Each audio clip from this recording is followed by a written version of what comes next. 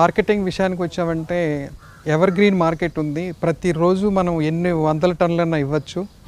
Plywood industries కానీ, లేదా PDF కానీ, ఎండిఎఫ్ బోర్డ్స్ కానీ, లేదా మన వీటికి ఫర్నిచర్కి కానీ, అటువంటి వేరియస్ కైండ్స్ రకరకాల వస్తువులు తయారు చేసేదానికి ఈ మలబార్ వేప ఎంతగానో ఉపయోగపడుతుంది. సో ఈ రైతులు వచ్చి ఈ మలబార్ వేప పెట్టుకుని చాలా మంచి జరుగుతుంది వాళ్ళకి. ఈరోజు కూడా మలబార్ వేప మన ప్లైవుడ్ సెంచరీ ప్లైవుడ్ వాళ్ళు తీసుకుంటున్నారు. లాగ్స్ని అయితే ఒక టన్ను 8,000 లెక్కన తీసుకుంటున్నారు ఫ్యాక్టరీ డెలివరీకి.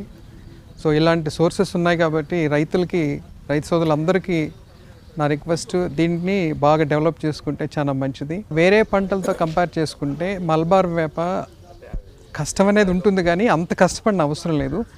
చాలా టెక్నికల్గా అంటే టయానికి ఆ సైడ్ బ్రాంచెస్ తీసేయటం కానీ, సయానికి వాటికి కొద్దిగా ఎరువు పెట్టుకోవటం, నీళ్లు వసతి డ్రిప్ చేసుకోవటం అలాంటివి ఉండాలి.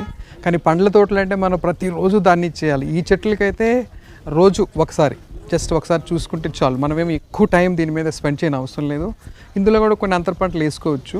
ప్లస్ రెండోది ఏంటంటే ఈ చెట్లు పెంచడం వలన మంచి ఆక్సిజన్ కూడా ఇస్తుంది మనకి. అది దీనిలో కార్బన్ క్రెడిట్స్ తగ్గిస్తుంది. కార్బన్ని తగ్గిస్తుంది. ప్లస్ ఇది వచ్చి మనకి సొసైటీకి కూడా